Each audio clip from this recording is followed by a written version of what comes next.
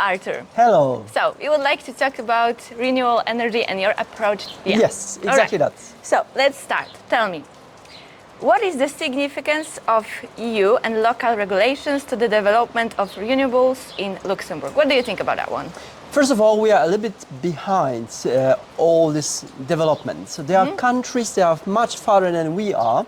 So we have now to speed up because there are two things. If we do not do it, we might get some fines from the European Union, and that's not good for our country. And second, because we want to do it. So now it's time to act. We have time till 2030. Yeah. Some regulations 2040 and 50, but it has to be done. Oh, that's very important. Thank you for saying that one. Thank you. I would like to ask you, tell me, you told me that this is very important for you to change. Why do you think that in Luxembourg it's important for you, like personally? Why this is important to go for like solar or renewable energy? Renewable energy is the future and it's for free. And that's a little bit crazy not to use it. I went to Saudi Arabia 3 weeks ago, and there's plenty of sunshine, and of course they are using it in a very clever way, even though they have a lot of oil.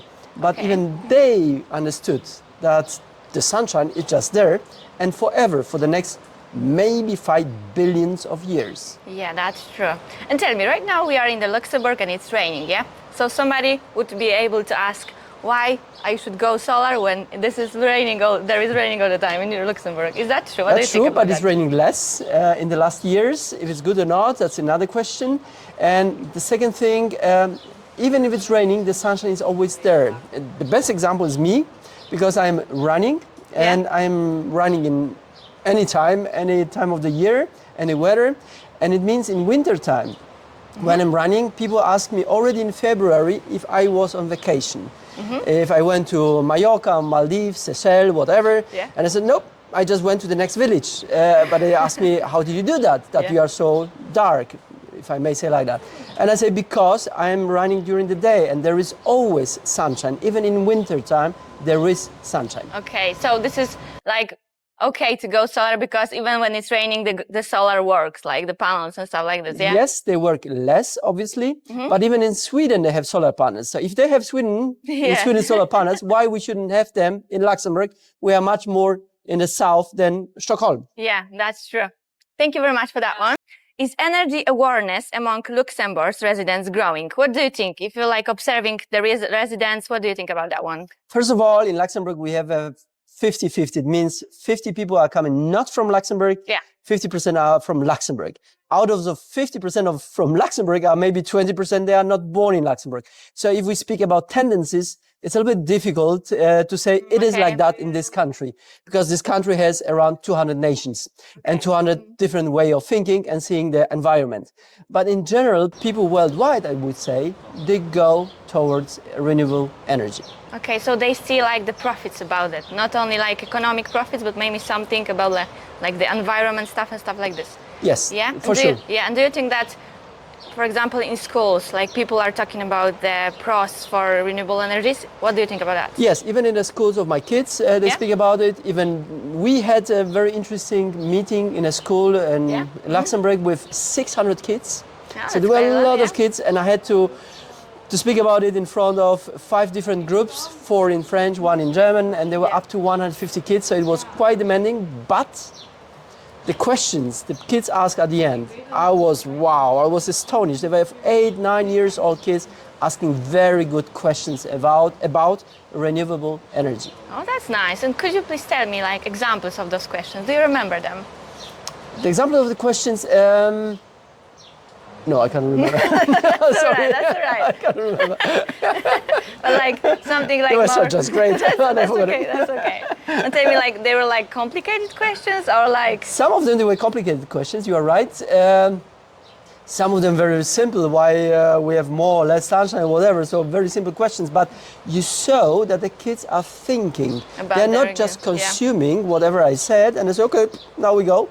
But they came to me and asked me, and I couldn't stop them. I said, okay, I have the next group, so sorry, I cannot answer all your questions. Okay, so they were very interested in that one. Yes, they were, yes. Okay, so that's very good, because sometimes, people are tired about talking, go green, do this, and children are like, open to the knowledge and the renewable energy, yeah? It is. That's true. Exactly that. So tell me, do you know any obstacles that Luxembourg right now is facing about renewable energy? Is there something that is causing people not to go solar, like some kind of like doubts or maybe something like this? Like in any society, I think also in Luxembourg, we do not always, not we, but people do not always really understand it. Okay.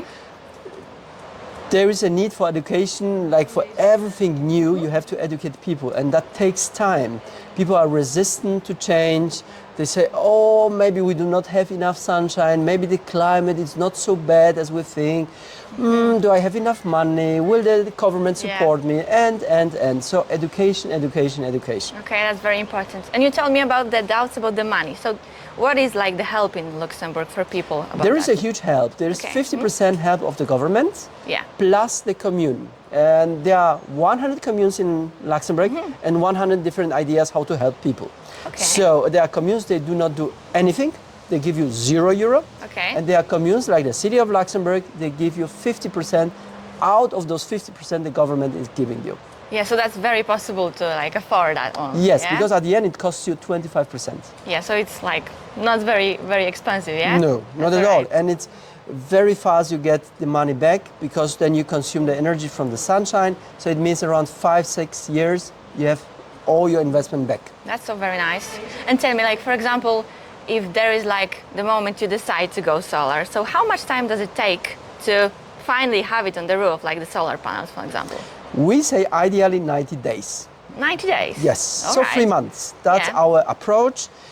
That we cannot always be exactly 90 days because maybe there is a huge wind. We cannot send people on a roof if there is a wind. Yeah, it's that's right. dangerous. Or there is a snow. It's dangerous. We cannot send people. Yeah. So what we say, we believe in those 90 days, but Yeah. sometimes the nature is against our beliefs. Okay, so there is, for example, some stuff to do, like formalities, probably that takes time. Exactly. Yeah, and then how does it look like the whole process, like from the beginning to the having solar? Yes. First of all, what we always say to the people, we want to see your house. We Okay. don't want to do it just online because we don't know your house. We don't know your ways where we can put all the inventor and the battery. Yeah. We don't know exactly your roof because even if you go to the Google Maps, it's not the same.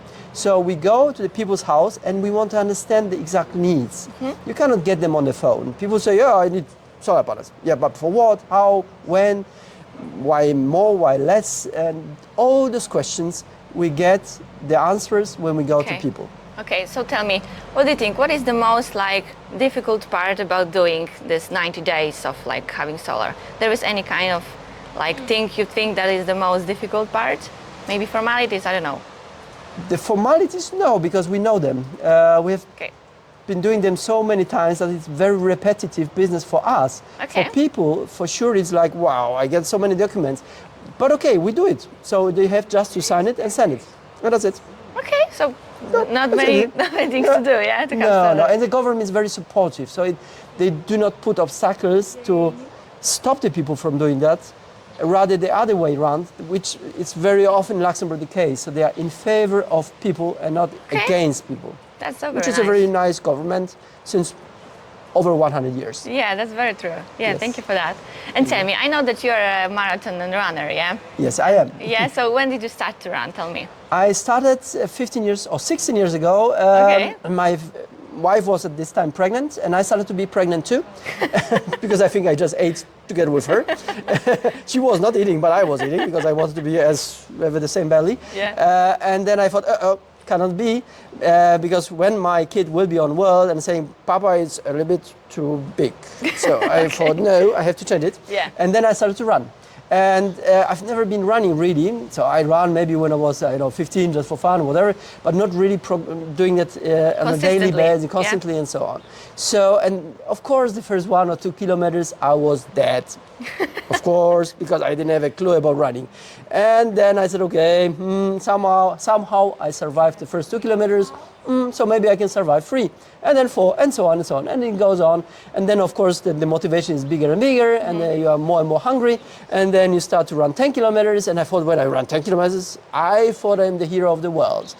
but I'm not because 10 kilometers is nothing. But at this time was a lot. And then I thought, okay, I can run a half marathon, which I thought you must be crazy to run for 2 hours doing nothing, just running. That's extremely boring, I thought. But I did it.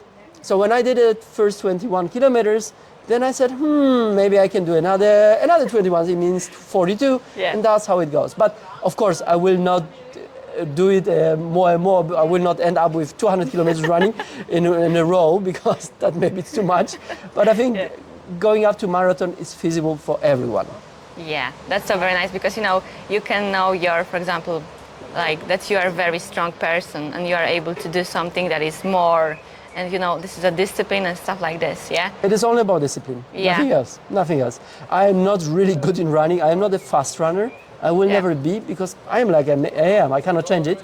There are people that are fast, there are long distance runners, there are whatever. So I know I can run long distances, but not fast. Okay. But I'm not upset. It's okay. I run my pace and that's it. Okay, so you do it like for the joy, for like relaxing. What is your aim about it? It's my yoga. It means people do yoga, so they spend time sitting and whatever, not moving. Yeah. I cannot do that. I tried it for a few minutes and I think that's boring. it. That's boring. It's really boring indeed. So even in running is boring, but I clean my head while I'm running. And so I have a lot of time to reflect and just to probably, disconnect sometimes even very much. And then I see a lot of things when I'm running because I run in the city. I like to run in the woods, but there are always only trees. In the city there are different buildings, so and there are different roofs. So I can already estimate if this roof is good for the solar panels, which is a bit crazy regarding my job. Yeah, that's true. And tell me, because you're like also the president of the chamber, so you're like a kind of a head of this, So tell me, like, does running helps you to manage with that like role, or like in your everyday life and your goals and your like everyday challenges? Does it help you in some way? In general, I like goals. I'm a goal-oriented person. I'm action-oriented person. That's why maybe I'm running, and of course, I improve my pace. But I know that what I said before, I will never be very good. Yeah. But that's okay. I don't have to be very good in everything. That's impossible. And that's why I like to have goals also for Luxembourg Chamber of Commerce. Okay, so could you please tell me something, because like setting goals, I guess, is very difficult, because you have to be very precise. So how do you do it to like set your goals? I'm precise, exactly that. I'm very to the point. Okay, let's do that. I talk to the people because it's not about being a dictator and say, okay, we do like that, and that's it. No, if you don't like it, because one moment people will say, oh, then do it yourself. And that doesn't make sense. So everybody has to be, to think in the same direction, but of course there must be someone who is pushing that. And I am the person who is pushing. And but I like people going with me and not against me. Okay, I know what you mean. So this is a very big challenge to, like talk with so many people. So tell me, like, what is the most difficult part about this role? So your everyday life and connecting to people, because sometimes like being around people can be tiring sometimes. Yes, it is. I think we all have our energy storage magazine, whatever, which is sometimes just empty. So it's normal. We need breaks. No, you cannot always doing something. That's impossible. And the second is talking to people. If it's Luxembourg Chamber of Commerce, it's a non-governmental and it's non-profit organization. It means there you have even to be more. You have to convince people even more because a lot of them they do it for free. And if somebody does something for free for you, like I do it, because I do it also for free, then it's hard to convince people to follow you. Because they say, once they say, yeah, okay, and then after 1 or 2 months they say, oh, I don't want to do it. I have my family, I have my friends, I have whatever, why should I do it? Whereas in the work, it's a little bit easier because you pay people. They pay, okay, I paid you, so please do it. So that's easier than in a non-profit, non-government organization. Yeah, I know what you mean. Like those situations when you have to like force maybe sometimes when you are talking to someone. Yes. Yeah. And they just say no. and you cannot do anything. Yeah. You cannot fire them, you Like- cannot do nothing. That's true. Say, okay. That's true. So let's see what do we have here more. We talk about the green change that is happening right now in Luxembourg because Yes. till 2030 there is a lot of like subsidies and stuff like this. Yes. So tell me, could Luxembourg serve as a model for other countries in developing green energy, and why? We could, because we are small. And that helps a lot because the decisions are taken much faster.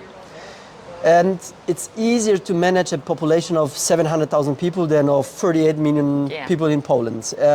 So we could be, yes, we could be a role model. We